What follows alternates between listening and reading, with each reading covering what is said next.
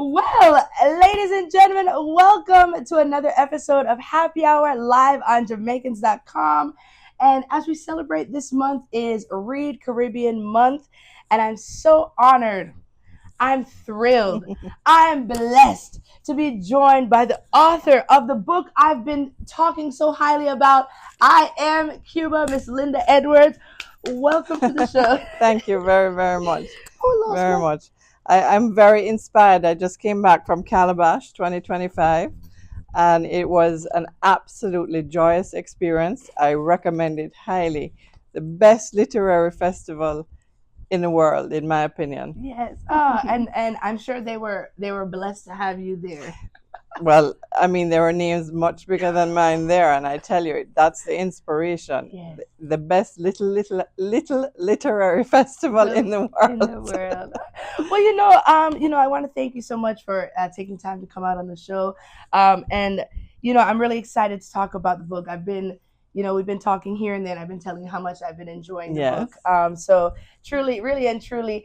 But we want to get to know before we get into the books. We want to get to know a little bit about Mrs. Lynda Edwards and your beginnings as a storyteller and an author. So let us know a little bit about you. Well, being born and raised in Jamaica, the eighth generation of my family there, we're all storytellers. Mhm. I mean, Jamaicans are naturally born storytellers. Yes.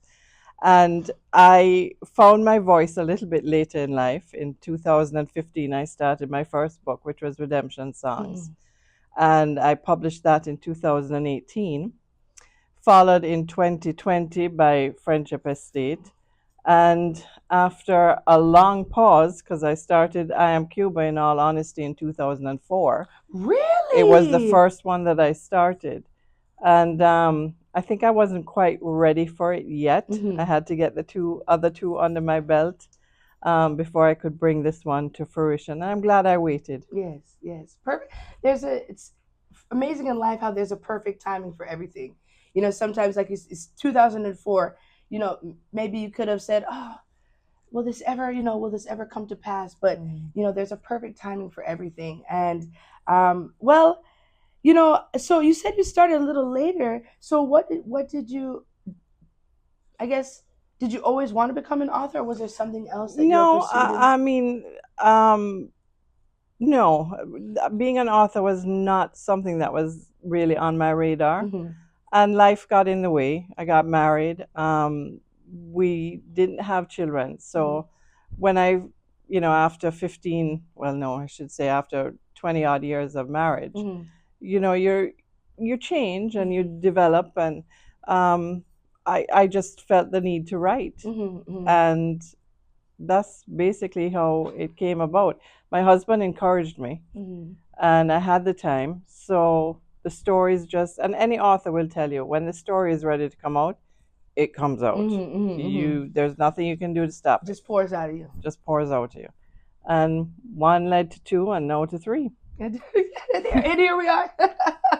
Here we are. Well, let's talk a little bit about I Am Cuba. Now I'm curious. So 2004, what was the initial?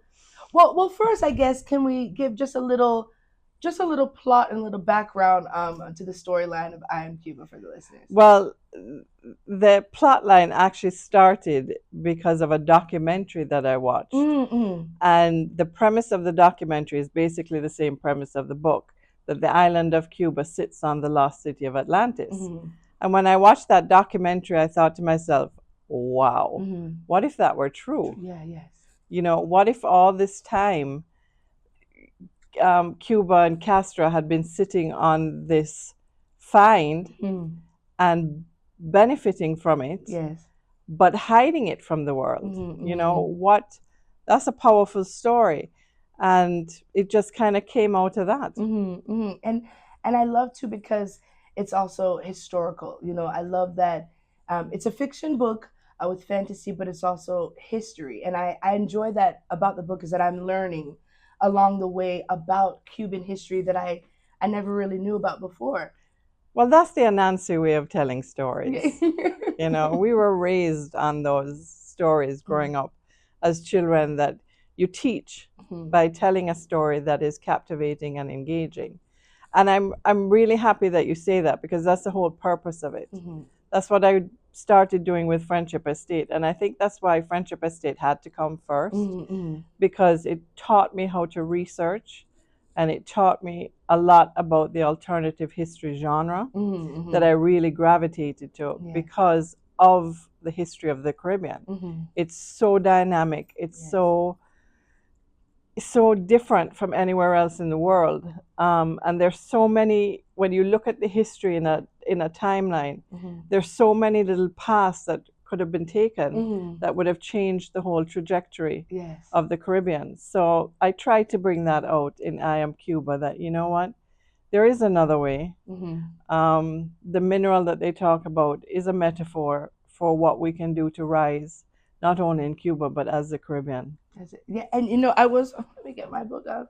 I was I think I bookmarked first. I got to the section where it says the title.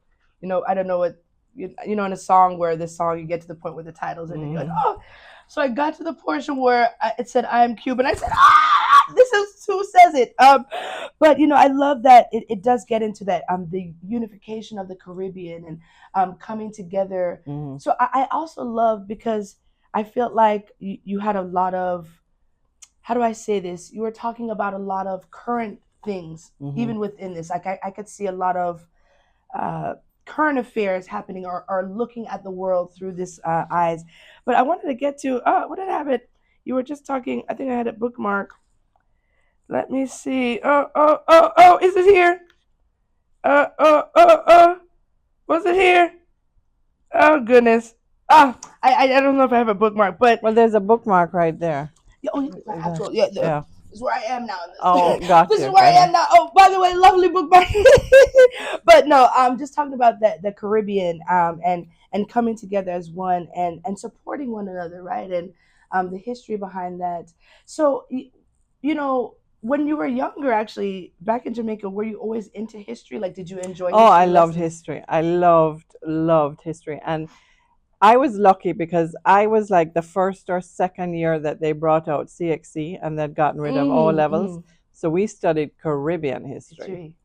And it touched, I mean, the American and the European history was there, Yes. but it was more how it affected the Caribbean. Mm-hmm. And I was mesmerized by Caribbean history. Mm-hmm. I also had an English teacher at St. Andrews who was incredible, Mm-hmm. an English literature teacher, because in those days they separated, you had English language and you had English literature. Mm-hmm. And not Okay. only did you do Shakespeare, but you did Caribbean literature as well. Mm-hmm. Nice. So it was very inspirational. But English and history were my two. I mean, I got distinctions in both of those Yes. because I love them. Yes. And a friend of mine, Annabella Siaga Mian, she and I used to study together. Mm. And when she read, I think it was Friendship Estate, she called me up. She goes, Linda, we studied history, but you absorbed it. Absorbed it. And then you also through English and through those studies were able to express it. So not only did you absorb the Yes. information, but it's a different thing to be able to write it out for people to understand. And one thing I've told you, but I'll let the listeners know what I love about the book is that it is, as soon as you start reading it, you're in this world. Like Yeah. it's amazing how the imagery can come to. And I know that's the great thing about reading, right? Is that everyone's imagery is different. The way I'm imagining it might be different from you, but you create this, like, I can even see, maybe even the colors. I can even see the colors, as I'm imagining it. And I think you did a great job with, yes, relaying the message. And also, I love the love stories now. As a what they call it, a hopeless romantic. I gravitate towards the love stories, but even I think, passion, politics, you bring it in, history, fantasy. I mean, I've honestly really been enjoying the book. I think it ties in everything that a reader is looking for, right here in this book. So what are, you know you said it was based off a documentary. Have you ever been to Cuba before? Have you ever been able to visit? No, I have not. The it, uh, it's an island I would love to explore, Mm-hmm. but it's not. Growing up again in Jamaica, it was easy to go to, Yes. and I also grew up on stories of my grandmother Mm-hmm. that she used to go to Cuba in the 30s and 40s. I mean, from Jamaica, you could basically take a ferry over. Mm-hmm. And she used to refer to it as the Paris of the Caribbean. Wow. So there was always a romanticism about Cuba Mm-hmm. that was always there. And I think if you read any writers that have written about Cuba, Mm-hmm. there is a great deal of romanticism about the island. Mm-hmm. And that is something that I wanted to bring in. I mean, we know the mystery. Mm-hmm. You know, we don't know what happens. We know what happens. We don't know what happens. There's definitely a mystery to it. But I was more interested in the romanticy of the Yes. island. Yes. Oh, yes. And I think you definitely created that. I also love to the connection, the Jamaican influence in the book. You know, I love when they, going when they went to Jamaica. There, I'm like, okay, you get a little patois in here. You know, for me, learning as a Jamaican, I don't know too much about the Cuban and Jamaican relations, but Mm. maybe you could just shed a little light for those who are listening, a little bit of the history between Jamaica and Cuba and their relations. Um, throughout history, if you know. I'm not sure. Well, it's an interesting history because it's diverged, it's separated, it's diverged, it's separated. You know, Jamaica and Cuba were Spanish colonies at the same time. Mm-hmm. And then the English looked at Cuba and thought, too big. So, they thought they would have a better chance in Jamaica. And they did, Mm-hmm. because there were people living in Jamaica at the time who didn't want to be under Spanish rule. Mm-hmm. So, Jamaica was a much easier target.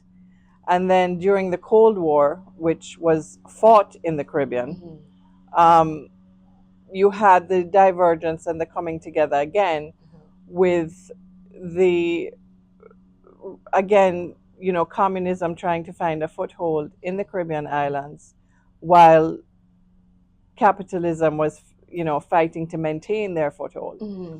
And Cuba was a big part of that, and their influence all over the Caribbean, especially in Jamaica, was Mm-hmm. definitely felt. Yes. Oh wow.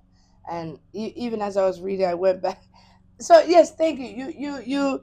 You forced me to go back into history and look because you remember learning as a child the Bay of Pigs, the Yeah. invasion, and as a child you think, oh, you're learning. Well, maybe me as maybe it's different, for as an American, you learn, you're like, oh, well, it's history, but to go back and to kind of see it from this context and realize what really happened, what really took place, and as you said, even learning breaking, I think you helped me to even understand communism and the concepts behind it, and capitalism.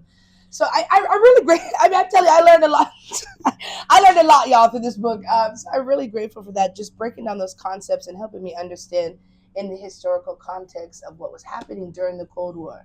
Well, you have Isabella, who is Castro's goddaughter, Yes, yes. and she's absolutely enamored with her godfather, and believes very firmly, even though she didn't go through the revolution, Mm-hmm. she believes very firmly in the benefits of the revolution Yes. to the Cuban people. Mm-hmm. And then you have Gabriel, who is the other end of the spectrum. Mm-hmm. He's an American, apple pie, Eating you it. know, boy with Cuban roots, Mm-hmm. who goes back to Cuba, and the two of them have to decide where they stand, Mm-hmm. you know. And I think that's something that all Caribbean people had to go through Mm-hmm. during the 1970s. You really had to decide where you were, Mm-hmm. which stand you were taking. And what I tried to bring out in I Am Cuba is, from a Caribbean perspective, what capitalism and communism did to the Caribbean, Mm-hmm. and to point out it's not for us. Neither one of those is for us. Yes, Mhm. yes. And like you said, those two main characters, going back and forth, and I'm at the point where they're telling Gabriel, you're gonna have to make a choice. You're gonna have to Mhm. choose what side you're on, and he's trying to just push off that delay. And I love that theme of loyalty I see throughout the book. Is Yes. loyalty, Isabella's loyal to, you said, Castro. Gabriel's loyal to America. Jose is loyal to his cause as well, loyal to the truth about what's hidden underneath Cuba. So what would what would you say about that theme throughout the book and in the Caribbean's feeling about loyalty? Well, I can tie it to this because you talk about Jose's loyalty, Isabel's loyalty, Gabriel's loyalty. It all comes back to the fact that they're loyal to Cuba and the Cuban people. I think we have that in the Caribbean. Jamaicans are loyal to Jamaica. They're loyal to Jamaicans. You know, Bajans, St. Lucians, go down the list. And we're islanders, and we are also loyal to the upliftment of the entire Caribbean. Yes. I mean, it's been tried. You have to understand that there's, 50 odd nations in the Caribbean that speak 10 different languages.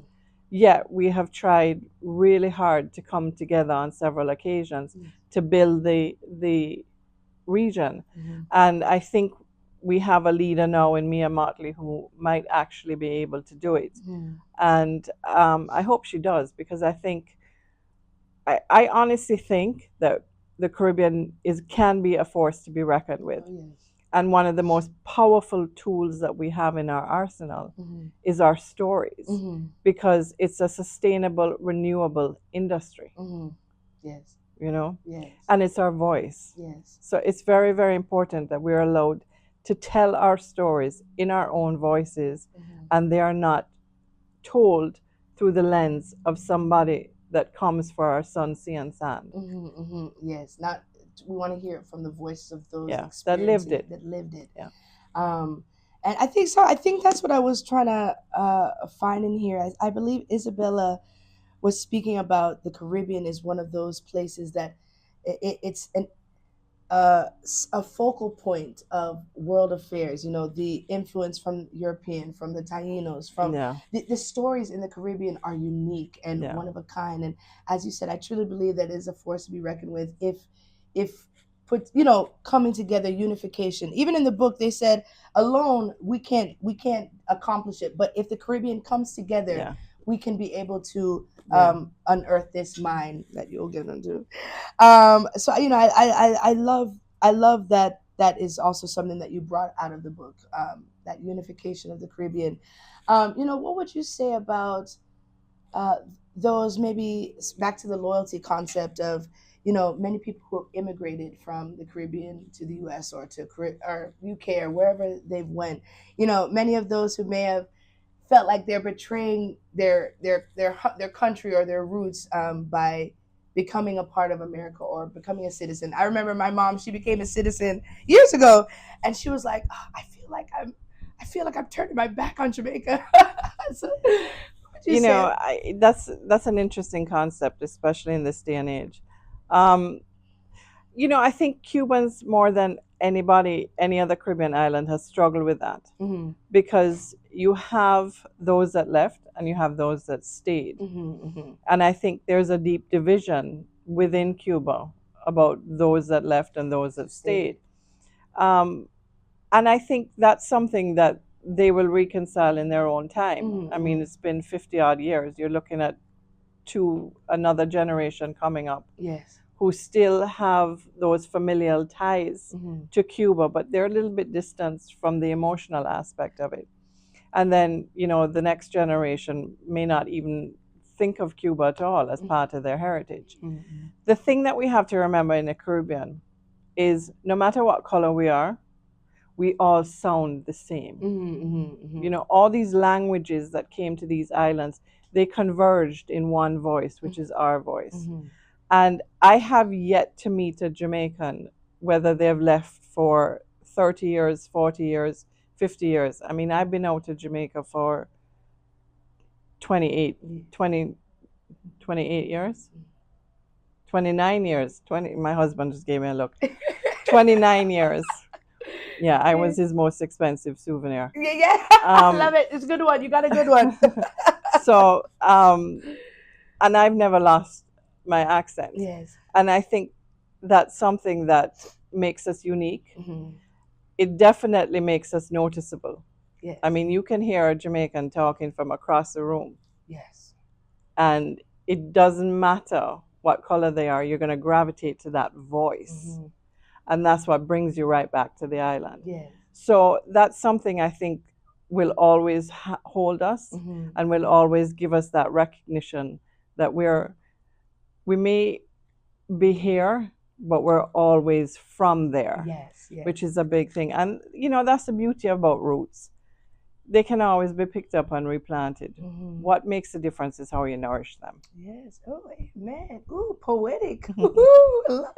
But amen, so true. You can take the Jamaican out of Jamaica, but you can't take the Jamaican out of the Jamaican. Out of Jamaica, yeah. Yes. That's true. Very true. Yes. Well, before we go into I want to just hear. We touched a little bit, but I want you also to let the listeners know a little bit about Friendship Estate and Redemption Song. Yes, just a little bit about it. Well, Redemption Songs was my first foray into writing, and that was a story that came out of a nightmare, funny enough. A nightmare that very recently nearly came true. So it was quite prophetic that I wrote that book. And it's basically the story of a young Jamaican girl, lives in a bubble in Jamaica, and leaves Jamaica when she's 19, but has to return when she's 40 because her husband dies. And she's adrift. She doesn't know what to do. She's lost. And out of the blue, a family member connects with her, and she finds a whole new purpose in life. And that one is a story of redemption. It's also a story of love, loss, grief, and finding your way out of that. Amen. Friendship Estate was a lot more personal for me, in that when I picked back up AM CUBA, it wasn't happening. It just wasn't happening. And my brother had sent me an email about a will that he had found from one of my ancestors. And it was a very interesting premise. My great granduncle, when he died, he wanted to leave his estate to his wife, who was Jamaican born.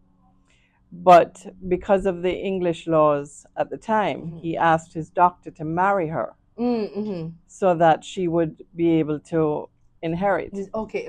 Because a woman couldn't inherit, much less a Jamaican woman. Didn't matter what color she was Jamaican. Therefore, she was less than her English counterparts.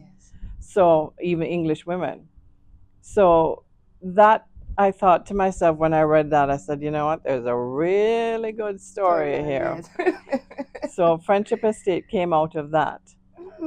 And that's pretty much led to AM CUBA. Yes, I love the trilogy. And let's also talk, so the trilogy is available on Carib Shopper. Yes. Carib Shopper. So I decided with AM CUBA that I'm taking a little bit of a different route.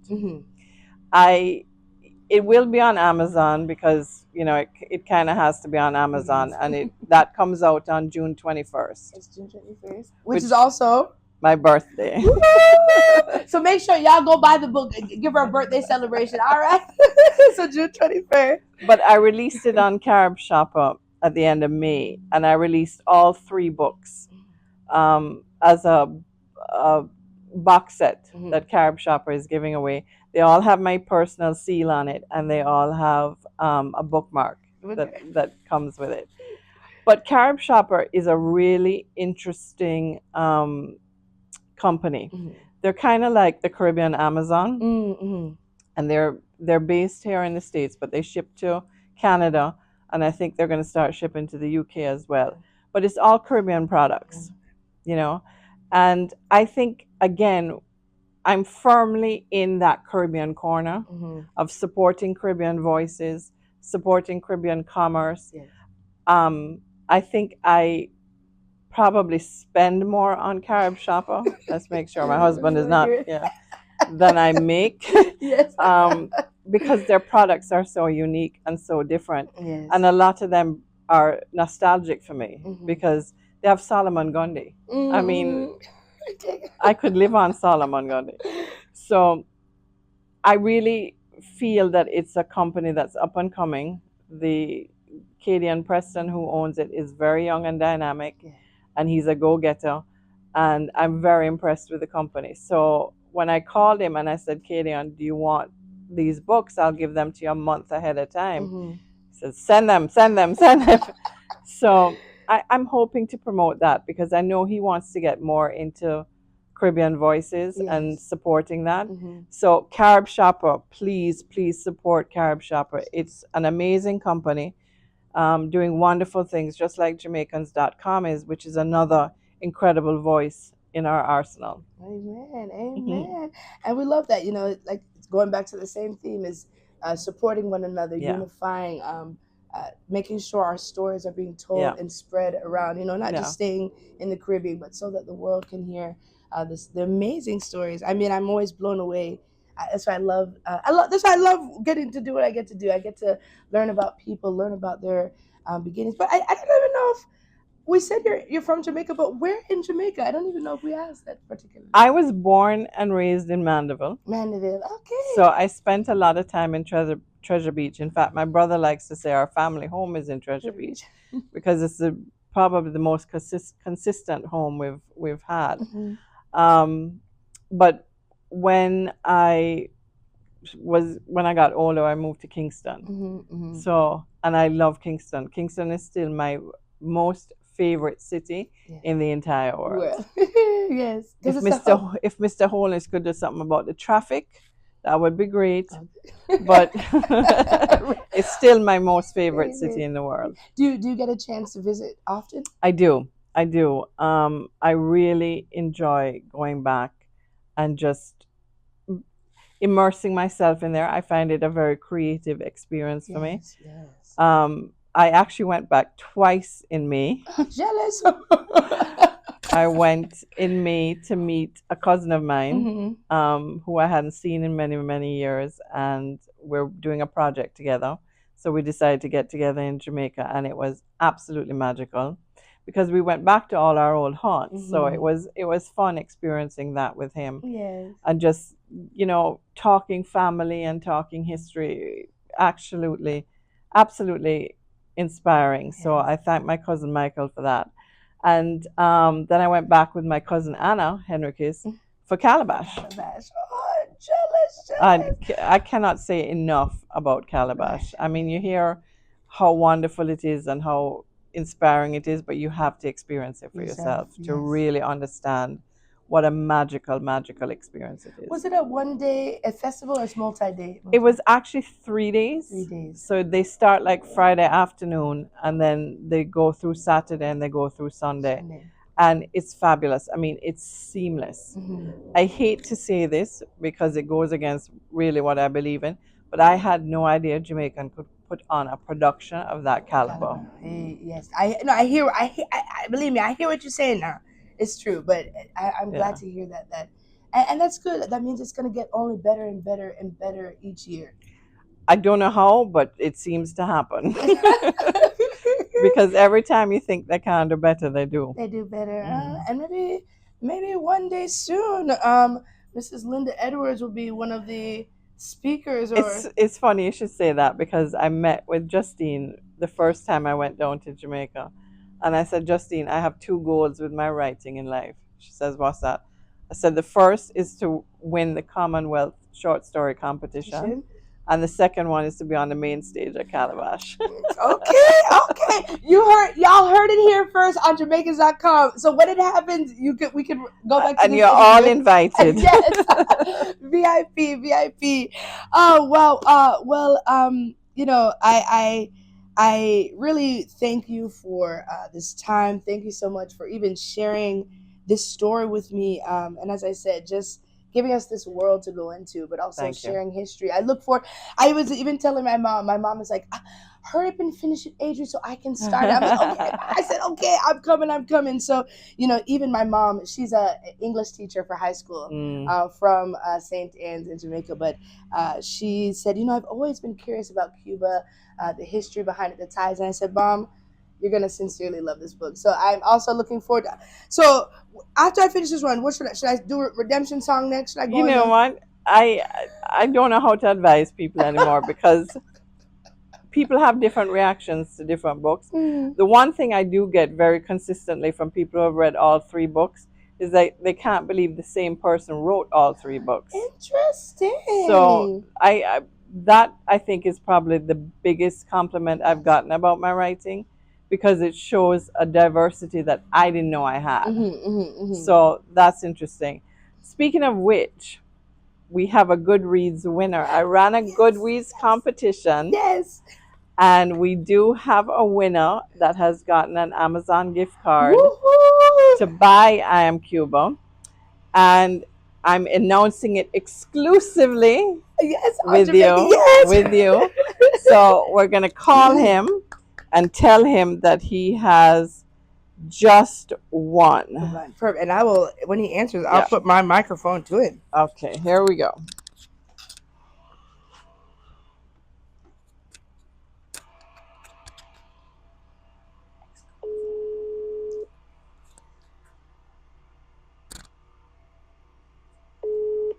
Hello?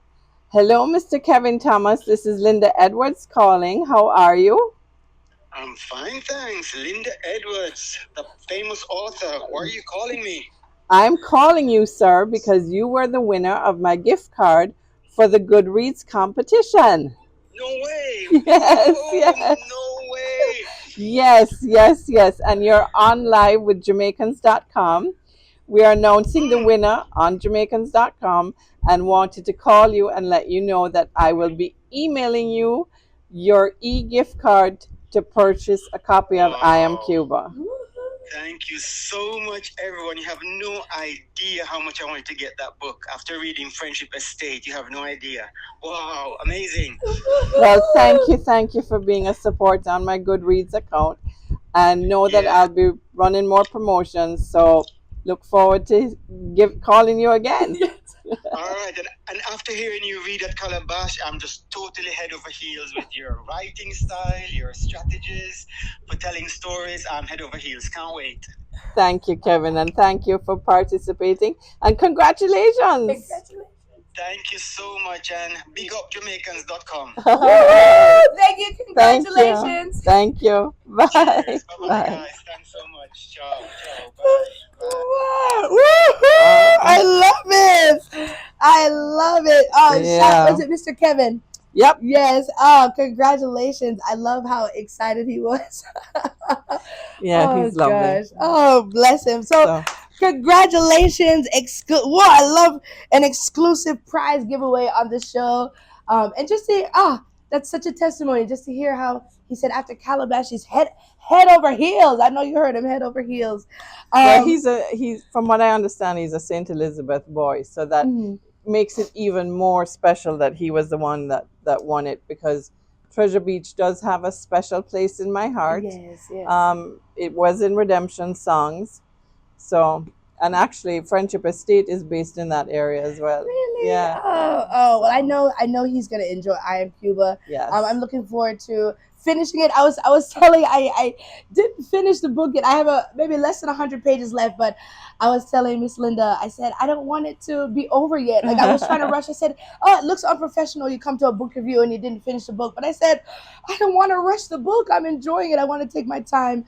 But I know that he'll enjoy it, and I know I'll enjoy the rest of the books. And I want to thank you so much for your time. Thank you. Thank you for sharing your life, your story, opening up with us here on Jamaicans.com. And we want to celebrate you as a Jamaican author, as someone who's following her passion and telling the stories of the Caribbean that we need to hear. Yeah. So I want to thank you so much for that. And I really appreciate Jamaicans.com, because, like I said, they're such a powerful voice in the diaspora. And I cannot thank you enough for including me in such an amazing program. And I also want to let you know that I do love to hear from my readers. Yes.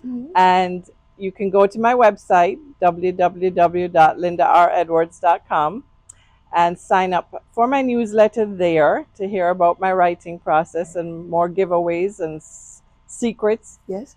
And sign up. Also, you can email me and let me know what you think of the books. Perfect. And so June 21st is available on Amazon, but the three box set is available now on Carib Shopper. Carib Shopper. And like I said, I'm doing something different. I'm not paying for the ads on Amazon.com. I'm not paying for the ads on Facebook. Not doing any of that. Relying on old-fashioned Jamaican veranda chat. Yeah.